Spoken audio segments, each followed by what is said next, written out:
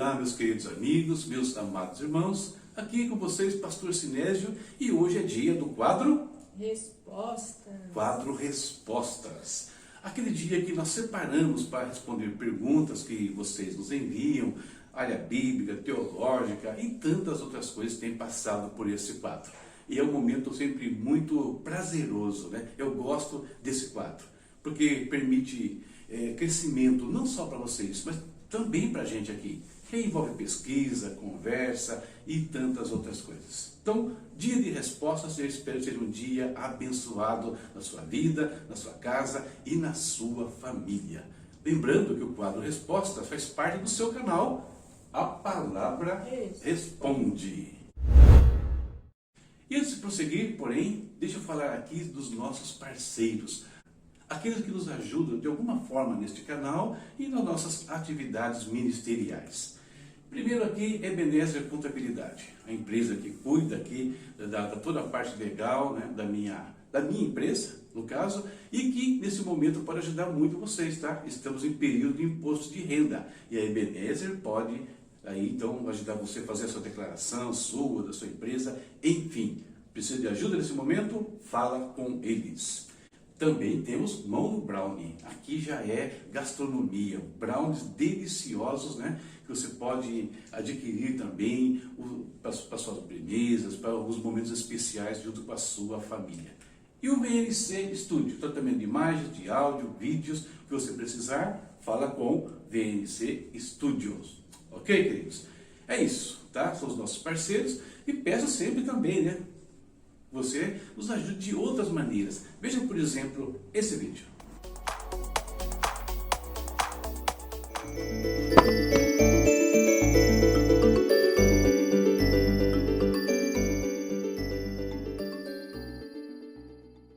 E a nossa pergunta hoje tem a ver com essa novela Gênesis que está passando aí e mais especificamente com a criação. É sobre isso que a gente vai conversar bem pouquinho hoje, tá? Olha só, queridos, essa novela aí, ela suscitou e deve suscitar ainda muitas perguntas, né, na mente dos cristãos. E essas perguntas, uma delas aqui chegou até nós. Nos capítulos iniciais, falando ali da origem de todas as coisas, a novela apresenta a seguinte sequência. A criação dos céus e da terra, né? Tem uma narrativa ali, né? Como se fosse na voz, né? De Deus. Depois ele fala da queda de Lúcifer, e aparece ali todo aquele um evento terrível, Satanás caindo, seus anjos caindo, aparecem os dinossauros no contexto. E só depois disso, fala da formação em si da terra, e também fala do jardim do Éden. E por essa causa, muitas dúvidas surgiram. Mas como? Por que Deus fala da criação dos céus e da terra, depois vem a queda de Lúcifer, e depois só que vai formar então ali a vegetação, os mares? Eles não entenderam essa sequência, né, da novela. Por que a novela apresentou dessa forma? Isso é o que está nas Escrituras. Veja o que eles mandaram para a gente. Leia, por favor, Silvana. Como pode ser isso? Por que a formação da Terra aparece somente depois da queda de Lúcifer? Você imagina por quê, Silvana? Não sei te dizer, porque eu penso que são coisas que na realidade eram paralelas. Eu penso que a Terra estava formada normalmente. Não sei se a queda do Lúcifer destruiu tudo, tipo, caiu aqui como um meteoro e detonou tudo. Não sei, passa uma série de coisas na mente. E essa série de coisas que passam na sua mente, de certa forma, estão ligadas à teoria que a novela apresentou, tá? Antes, porém, de falar sobre esse assunto, eu preciso estabelecer algumas premissas importantes com vocês. A primeira premissa é a seguinte: nem o livro de Gênesis, nem qualquer outra parte das Escrituras vão detalhar o processo criativo. Apenas uma parte dele é narrado. Esse é o primeiro ponto importante. Segundo ponto, existem várias linhas de entendimento quanto à criação, tá? Quando você vai explicar a criação, não tem só um pensamento, tem várias linhas de pensamento que os teólogos, estudiosos aí, né, tentam então nos fazer entender como tudo aconteceu. Terceiro ponto, e muito importante, a novela não é um estudo bíblico. tá? E por não ser um estudo bíblico, não há preocupação ali de apresentar essas linhas de interpretação da Bíblia. Eles simplesmente adotaram a linha mais popular, tá? A linha que é mais aceita entre os cristãos, principalmente aqueles que são chamados os dispensacionalistas. E quem são os dispensacionalistas? Aqueles que estudam as Escrituras dividido em 7 partes, em 7 dispensações. Né? Inocência, consciência, governo humano, promessa, lei, graça e milênio. Tá? Isso são as dispensações. Então a novela ela está pegando uma teoria. E qual é a teoria que a novela pega? Essa aqui, ó, a teoria da lacuna. Tá? É uma forma de entender as Escrituras. Eu vou então explanar sobre a teoria da lacuna. Mas também existe um outro conceito muito aceito, que é a teoria da narrativa contínua. Então, 2 formas de entender a criação. Eu só vou explicar para vocês quais são as 2 e qual foi aí já sabe então qual foi que a novela pegou, que é essa aqui, a teoria da lacuna. Ainda falando sobre a novela, não só sobre novela agora, tá pessoal? Sobre novela, sobre qualquer produção cinematográfica e televisiva sobre a Bíblia. Queridos, são produções artísticas, não são a Bíblia em si. Isso é muito importante dizer. Isso não substitui de forma alguma a leitura, o estudo das Escrituras. Por quê? Eu disse, não são estudos, eles não estão preocupados ali em mostrar, explicar, não. Foi feita uma obra ali, artística, onde eles vão representar aquilo que eles entenderam das Escrituras. Aliás, devia estar motivando as pessoas a estudar. Exatamente. Até para confrontar, né?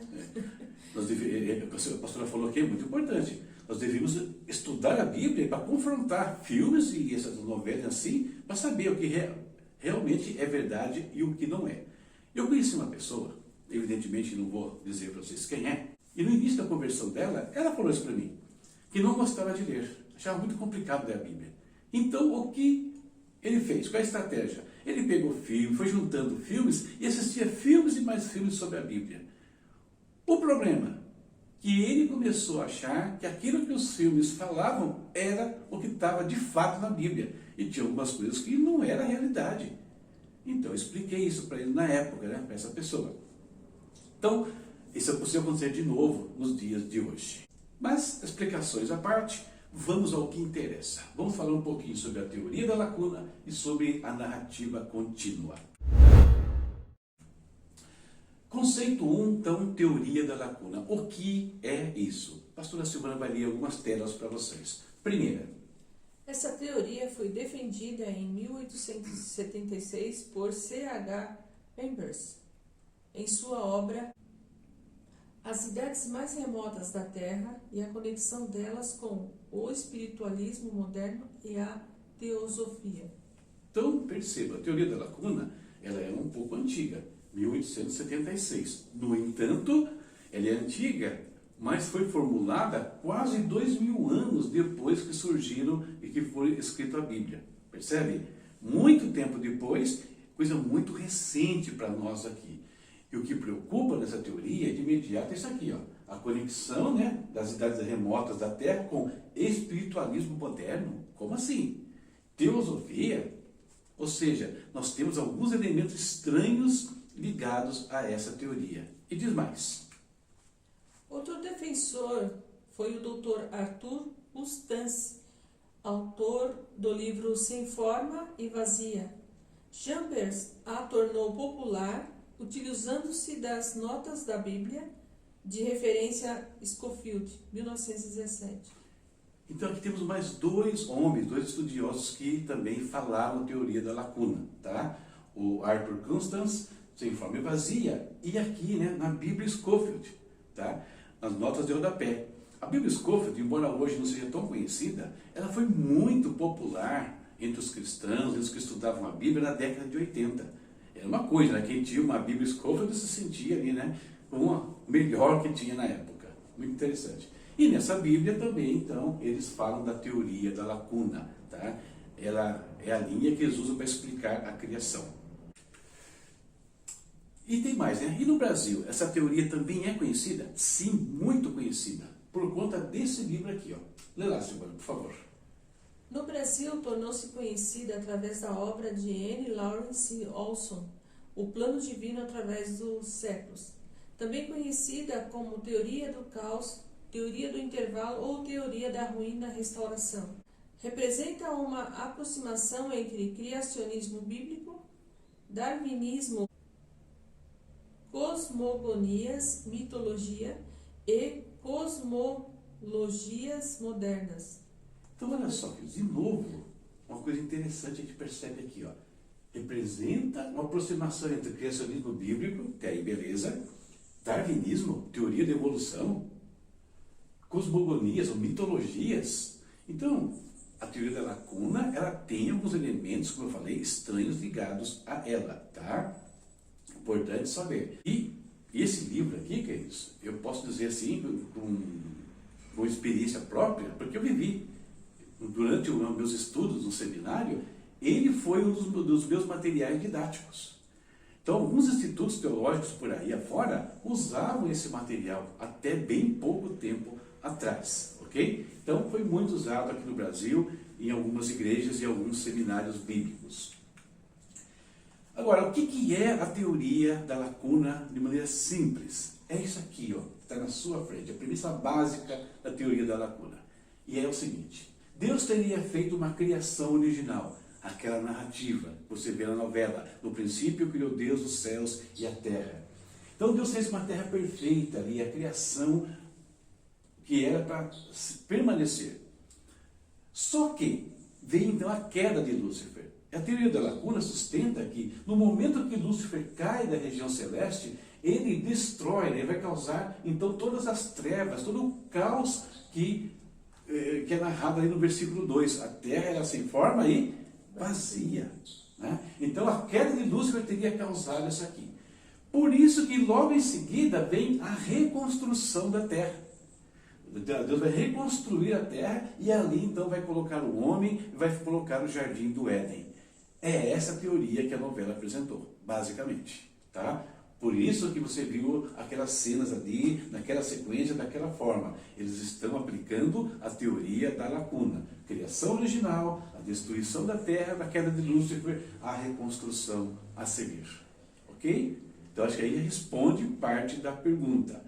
Onde estariam então os dinossauros que foram destruídos? Na criação original. E foram destruídos na queda de Lúcifer. Evidentemente que existem muitos problemas com essa teoria, e talvez alguns já venham à sua mente, mas espera aí, por que, exemplo, tá? Se tinha dinossauros aqui e foram destruídos, por que não foram recriados? Só uma pergunta. Por que Deus coloca o homem numa terra que já estava habitada, então, pelos demônios? Outra pergunta. Por que Deus lançou Satanás na terra? Qual o objetivo? Se fala as escrituras que o inferno foi preparado para eles, por que não lançou ele direto no inferno? Então tem muitas perguntas, são várias, né? Só um exemplo aqui, que a teoria não responde, tá? Mas essa é a teoria que a novela usou. Agora vamos então ao segundo conceito. O conceito da narrativa contínua. E percebam bem a diferença entre a teoria da lacuna e a narrativa contínua. O que ela diz? Que não tem lacuna, que não houve a destruição da terra. O que nós temos no Gênesis é só uma narração de tudo o que aconteceu no processo da criação. Vamos lá.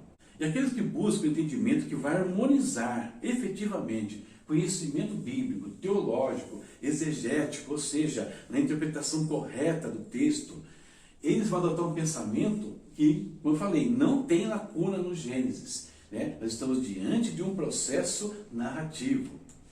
Eu ilustrei aqui para vocês. Eu vou colocar na tela a imagem bem grande para vocês acompanharem. O que é a narrativa contínua? Gênesis 1:1. É isso, Bruno? Leia, por favor, Gênesis 1:1. No princípio, Deus criou os céus e a terra. No princípio, Deus criou os céus e a terra. Uma narrativa global. Aqui está falando de tudo. Deus fez tudo. Os céus e a terra. Percebe? Não tem detalhamento. O que nós teríamos, então, a partir do versículo 2, percebe, eu coloquei em destaque aqui a terra, a partir do verso 2, nós temos a explicação de como se deu a criação da terra. Né? Então eu não vou ler todos esses textos aqui, você sabe, o primeiro dia, o segundo dia, né? A luz, o firmamento, a terra seca, os luminares, os animais marinhos, até chegar à criação do homem no sexto dia. Percebe? A terra sem forma e vazia, e Deus vem formando então a terra. Nada tornou ela sem forma vazia. Ela surgiu já sem forma e vazia e foi se desenvolvendo, né? Deus foi formando a partir dali. Sabe o que isso me lembra? Me lembra a formação humana. Como é que começa a formação de um ser humano? A união do óvulo, né? O óvulo ali fecundado pelo espermatozoide, então se forma ali o que se chama o zigoto, uma pequena esfera. E dessa esfera vai se formar o ser humano. Só que essa esfera, que não tem nenhuma aparência, né, ela definida, ela tem todas as informações já de como será o ser humano adulto. Percebeu isso? Que foi interessante? Está tudo ali depositado e vai se formar, então, um novo ser. Podemos pensar no mesmo processo aqui na narrativa contínua. Uma fecundação, abre aspas ali, então surge, né, a terra sem forma e vazia, e ela vai se desenvolver até a criação do homem. E por fim, né, eu coloquei em destaque a criação do homem, por quê? Porque no capítulo 2 nós vamos ver os detalhes de como isso ocorreu. Aí no capítulo 2 a gente vê todos os detalhes envolvendo a formação do homem, como é formado do pó da terra, Deus sopra das suas narinas o fôlego de vida e assim por diante. Então percebe o processo de narrativa que tem aqui, o global, depois vem para a terra e depois foca no ser humano. Essa então é a teoria da narrativa contínua. Agora, comparando a teoria versus a narrativa, o que a gente pode pensar? Queridos, as duas linhas de interpretação têm algumas dificuldades, as duas. Porém, a narrativa contínua procura se ater ao texto bíblico, à interpretação da Bíblia sem nenhuma associação com quaisquer elementos externos. Não estou dizendo que ela não considere a ciência, não é isso que eu estou falando. Estou falando que vai se envolver com doutrinas e pensamentos desse mundo que são contrários à fé cristã. Darwinismo, por exemplo. Tá? Espiritualismo, por exemplo. Então, as incongruências da teoria da lacuna são mais graves em alguns instantes. A narrativa bíblica tem dificuldades de outra maneira, mas é mais, vou dizer assim, uma maneira mais equilibrada de ver a criação. Então, concluindo aqui esse pensamento bem básico, respondendo à questão que nos foi enviada, a novela Gênesis traz aquela sequência baseada na teoria da lacuna. A teoria da lacuna não é a única forma de entender a criação, nós temos a narrativa contínua. As duas têm dificuldades. A lacuna tem mais dificuldade para sustentar os seus pensamentos. Bem mais dificuldade. Ok? E como eu falei, surge uma série de perguntas aqui que eles não respondem. Do outro lado, a narrativa, embora responda uma série de coisas, também vai ter dificuldades em falar, por exemplo, sobre os dinossauros em alguns instantes, mas também consegue explicar de uma maneira bastante razoável. É isso. Então, para vocês entenderem por que a novela apresentou aquilo, poderia ter feito a outra parte. Optaram pela lacuna, pela teoria mais popular aí no meio cristão brasileiro. Certo, queridos? É só uma introdução. Se surgirem mais perguntas, né, posta aí pra gente. A gente pode até ir destrinchando alguns detalhes a mais sobre esse processo todo da criação, ver o que a gente consegue aprofundar. Beleza? Então, Deus abençoe você, a sua casa, a sua vida e a sua família.